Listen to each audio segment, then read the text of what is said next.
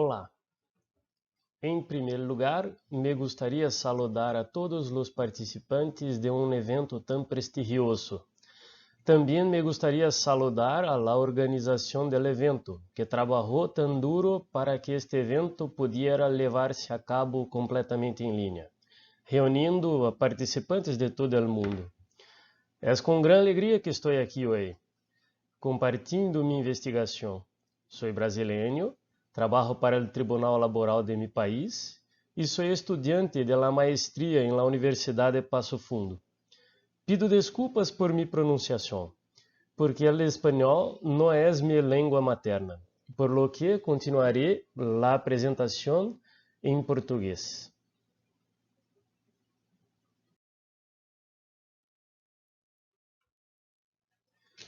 Bom, eu gostaria de, antes de mais nada, fazer uma apresentação de como vai se desenvolver essa minha fala aqui hoje, né?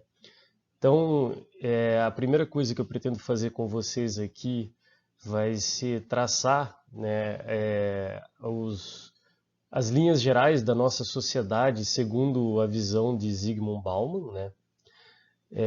Num segundo momento, eu gostaria de apresentar a noção de violência pensada por Slavoj Zizek e a sua relação com a tecnologia, né? A relação que pode haver entre a violência sobre os direitos humanos e essa tecnologia. Num terceiro momento, eu pretendo falar brevemente, em linhas gerais, sobre as 4 áreas do título do artigo, né? E, posteriormente, vamos fazer as considerações finais. Então, essa aqui é o modelo pelo qual está pensada a apresentação aqui hoje. Nas palavras do Bauman, a modernidade líquida é uma civilização de excesso, redundância, desperdício e eliminação de refugos. A necessidade aqui é correr com todas as forças para se permanecer no mesmo lugar, longe da lata de lixo que constitui o destino dos retardatários. Então o Bauman ele traz uma visão muito interessante sobre a insegurança que é gerada nessa liquidez da sociedade, né? Como ela é baseada no consumismo do supérfluo, no descartar esse produto consumido para poder de novo consumir um novo produto que venha a ser lançado, tudo foi pensado e foi transformado em algo como descartável, inclusive as vidas humanas, né? Inclusive as pessoas que produzem os produtos que serão consumidos, né? Então, isso gera uma grande insegurança no seio da sociedade. Todos temos que correr como nunca e nos especializar e nos treinar cada vez mais para que a gente tenha que tentar conseguir segurar a mesma posição que nós estamos hoje em dia, né? E se a gente não conseguir fazer isso, né, como o Bauman diz, a lata de lixo é o destino dos retardatários. Então isso gera toda uma insegurança na sociedade, uma insegurança no jeito de viver, uma insegurança nos projetos de vida das pessoas que ocupam essa sociedade. Essa insegurança é muito explorada pelo próprio consumismo, porque ele cria modelos ideais de aceitação social.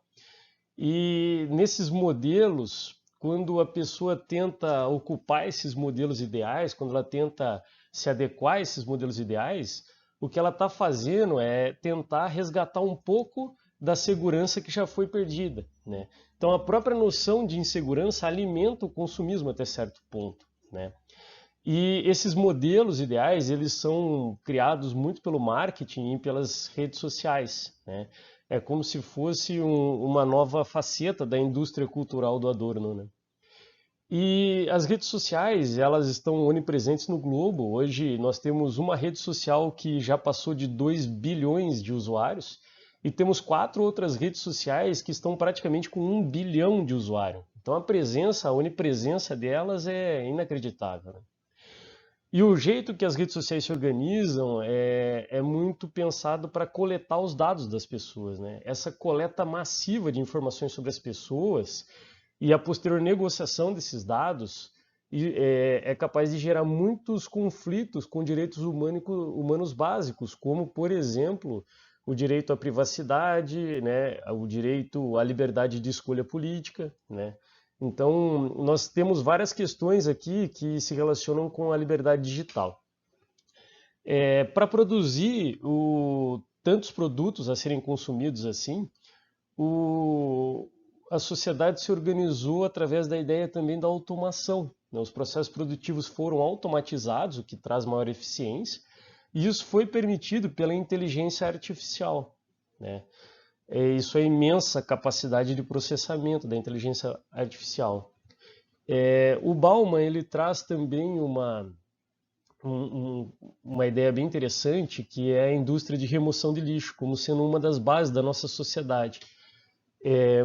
Essa indústria de remoção de lixo permite que se abra lugar para que o consumo continue, né? Então ela tem que ser muito eficiente na nossa sociedade.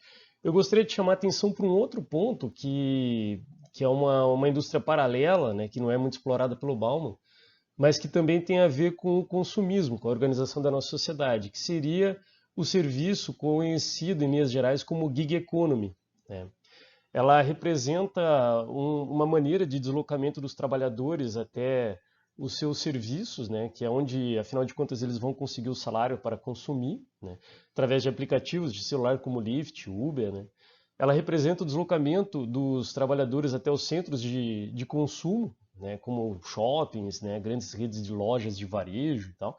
Ou se o trabalhador não puder ir até esses locais, elas também facilitam a entrega dos produtos consumidos até os trabalhadores, né? Então, nós temos serviços de entregadores por bicicleta, nós temos serviços como iFood para entregas de comida, né? Então, essa também é uma das indústrias que se desenvolveu muito, então, na verdade é um serviço prestado, né? Mas que é fundamental para essa modernidade líquida e para essa sociedade do consumo, né? Então, encerrando esse primeiro bloco, eu gostaria de deixar claro que, na minha visão, quero parecer que é a própria organização dos fatores de produção e de consumo que fez criar as quatro grandes áreas, né, de grandes impactos das tecnologias nos direitos humanos, né, que elas vão ser exploradas mais para frente. Aqui é importante a gente fazer um breve relato sobre a violência. O Slavoj Zizek, ele traz uma ideia de violência muito interessante, né? Que nós estamos muito acostumados a ver a violência subjetiva, né? Que é a violência do homicida, a violência do terrorista, né? É a violência da pessoa que causa um dano ao patrimônio de outrem, né? Essa violência ela nos chama muita atenção e a gente sempre se incomoda muito com ela, mas que existem outras formas de violência que às vezes passam um pouco despercebida, né? Então, por exemplo, ele cita a violência simbólica que estaria encarnada na linguagem, que eu poderia dizer também que na fixação desses modelos ideais de padrão de consumo que as pessoas devem seguir, que não são alcançáveis pela maioria das pessoas, né? A violência simbólica aparece através de esquemas de dominação, é muito estudada nesse sentido. E ela tem a ver com a tecnologia no ponto ligado à liberdade digital, né? Porque ali, a partir do momento em que os seus dados digitais estão sendo expostos, estão sendo negociados, né? A partir do momento que a sua privacidade está sendo negada, a partir do momento que dessas negociações empresas estão trabalhando para tirar a sua liberdade de escolha, para te influir de uma maneira negativa, até com possibilidade de ameaçar a própria democracia, a gente está diante de uma violência simbólica que está impactando, através de uma tecnologia, alguns direitos humanos básicos. O Zizek também trabalha com a ideia de violência sistêmica, o que ele chama de ultra-objetiva, né? Essa violência sistêmica, ela está muito ligada à noção da tecnologia de automação, e ela implica na criação de indivíduos automaticamente excluídos ou dispensáveis, que vão dos desempregados aos sem-tetos, né? Para a nossa organização social, isso é muito comum, né? A automação gera a eliminação de postos de trabalho, Então, o próprio desenrolar do sistema, do modelo atual capitalista, faz com que essas pessoas sejam jogadas para fora, né, de praticamente da própria sociedade. E é muito interessante que ele faz uma relação com o ressentimento. Essas formas de violência, elas produzem muito ressentimento.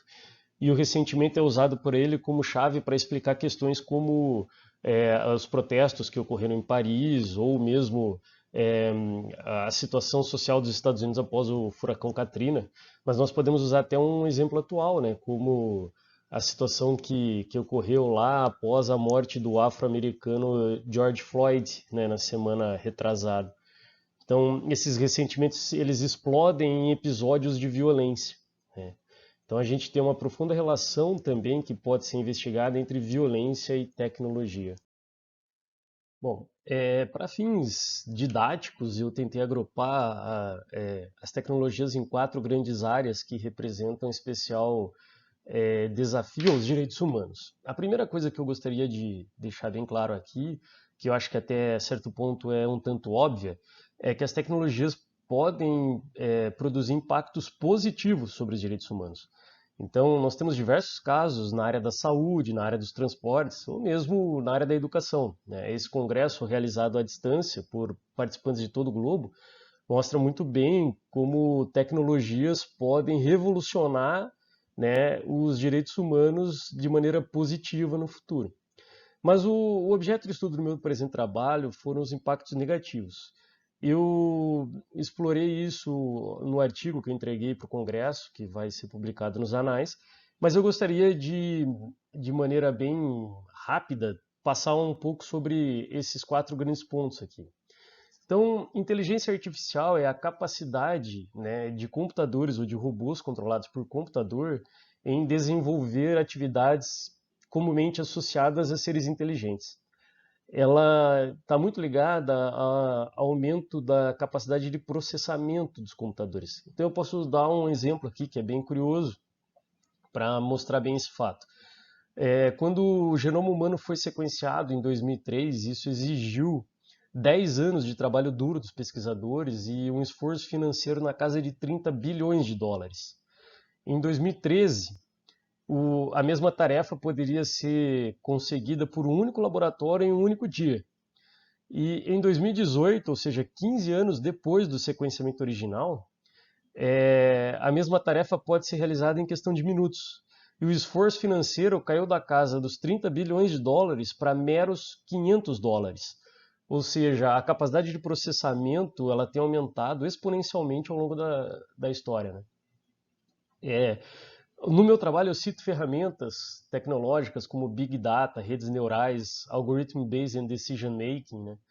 Mas também apresento alguns riscos para os direitos humanos, como no caso da utilização de reconhecimento facial para fins de segregação populacional, né, como ocorre hoje em alguns pedaços do mundo, estão explorados no artigo, e também a questão dos killer robots, né, que eles têm ocupado um papel já em alguns arsenais de países ao redor do globo, levou ao Human Rights Watch a fazer uma campanha já contra esse tipo de tecnologia militar, né? No campo da automação, essa representa o implemento de máquinas autogovernadas por sistemas computacionais ou pela inteligência artificial. A automação entre 2000 e 2016, alguns estudos mostram que ela foi capaz de automatizar cerca de 1,7 milhão de empregos ao redor do globo. E outros estudos prospectam para o futuro que até 2055, metade das ocupações que existem hoje estarão automatizadas, o que vai poder gerar uma economia na casa dos 15 trilhões de dólares, né?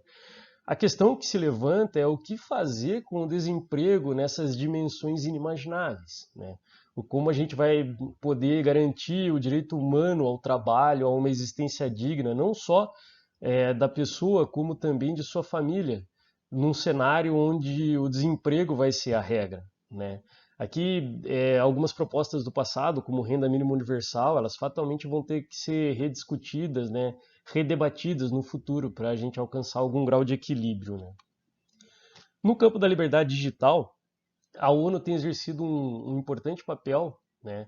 Ela já regulamentou que os mesmos direitos que a pessoa detém offline, ou seja, os que estão previstos na Declaração Universal dos Direitos da Humanidade de 1948 e nos pactos internacionais de direitos civis e políticos ou de direitos econômicos, sociais e culturais de 1966, a pessoa também titulariza esses direitos no universo online, né?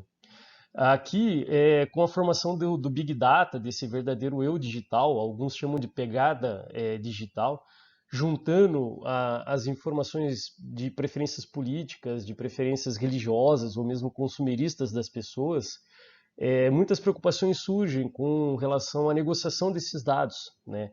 Esses dados têm sido negociados no mercado, né? E a gente já tem exemplos de eleições que sofreram influência por conta desses dados, né, da exposição desses dados. A gente tem o caso clássico da Cambridge Analytica, né? E então a gente vai ter que pensar através de regulamentações internacionais e de outras iniciativas como proteger os direitos humanos nesses novos tempos, né? Em relação à gig economy, também chamada de uberização, economia freelancer, né? Ela se baseia basicamente na aproximação do fornecedor com o consumidor através de aplicativos de celular ou de tecnologias como sites e outros apps, né, para celular. Já tem alguns apontamentos que levantam que nós temos em torno de 150 aplicativos de gig economy, né? E a gig economy ela gera preocupações de direitos humanos porque esse trabalhador dela ele geralmente não está protegido pelos direitos trabalhistas ou previdenciários, né? Ele tem uma vida mais insegura, mais instável, né? Exatamente na linha da modernidade líquida do Bauman. Como considerações finais, né, eu gostaria de dizer que a proposta do presente artigo foi dar, em linhas gerais, alguma maior claridade sobre essas quatro grandes áreas, que eu tentei, de maneira muito breve, resumir aqui para vocês nessa apresentação. Também foi relacionar essas quatro grandes áreas com a modernidade líquida, porque eu vejo que elas estão intimamente ligadas com a forma como a nossa sociedade se organiza e com o conceito de violência do Zec, que pode estar relacionado com essas tecnologias e pode produzir episódios de ressentimento e explosões episódicas de violência. Como possíveis soluções para a proteção dos direitos humanos, eu passei brevemente aqui que alguma coisa tem sido pensada na área da regulamentação internacional, mas também, de maneira incipiente, já tem se levantado discussões acerca da renda mínima universal, né? Bom, esses temas todos estão muito melhor definidos no artigo que eu encaminhei aqui para ser publicado pelos anais. Recomendo a todos a leitura, né? E eu queria agradecer mais uma vez a oportunidade de discutir essas questões com um público tão seleto, me colocar à disposição para qualquer debate, né? Vocês podem me mandar e-mails, me procurar nas redes sociais, pela maneira que preferirem, né? Por fim, eu gostaria de agradecer a paciência de terem me ouvido. Eu devolvo a palavra à organização do evento e muitas graças.